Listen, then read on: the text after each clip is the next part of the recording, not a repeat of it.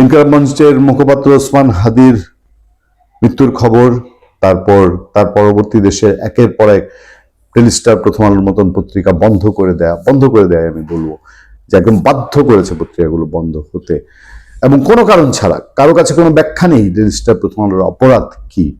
একটা দেশে, স্বাধীন দেশে দুইটা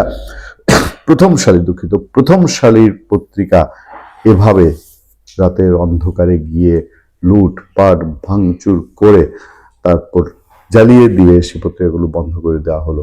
এই যখন এসব একটার পর একটা ডামাডোল, Indian army cultural centre, Dhanmondi 32 বা ছায়ানট ভাঙচুর হচ্ছে, তখন অনেকটা চাপা পড়ে গেছিল। কিন্তু সেই নুরাল পাগলার মরদেহ তুলে পড়ানোর কথা আমরা এখনো ভুলিনি, ভুলবো না, এবং তার সঠিক প্রতিকার মানুষ পায়নি। সেই সময়ের এই খবরটি আরো ডেঞ্জারাস। ময়মনসিংহের ভালুকায় ধর্ম নিয়ে কটূক্তি করার অভিযোগে শ্রমিক দীপুচন্দ্র দাসকে কারখানার বাইরে প্রথমে মারধর করা হয়, পরে গাছের সঙ্গে ঝুলিয়ে পিটিয়ে মৃত্যু নিশ্চিত করার পর মরদেহ আগুনে পুড়িয়ে দেয় তৌহিদি জনতা।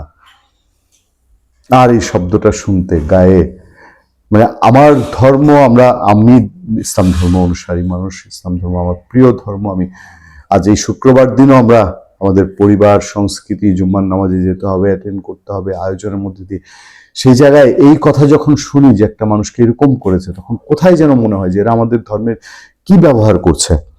এবং এই তৌহিদি জনতা, এই একটা দুটো শব্দ বাংলাদেশে, তৌহিদি জনতা আর ছাত্র জনতা, আমার মনে হয় যে ইতিহাস ঘেটে একদিন বের হবে যে আমরা বহু দস্যু, রানী, ডাকাত, সর্দার তাদের কথা শুনি না, বহু দস্যু গ্যাংয়ের কথা শুনি, সেই রকম একটা গ্যাং হিসাবে ইতিহাসে এদের জায়গা হয়ে থাকবে কিনা। বৃহস্পতিবার রাত 9টায় পায়োনিয়ার নিট কম্পোজিট কারখানায় এই ঘটনা ঘটে। এই ভিডিও যারা দেখেছেন, আমাকে কয়েকজন বলেছেন যে ভিডিওটা দেখে সহ্য হয় না, পুরো ভিডিওটা দেখতে পারিনি।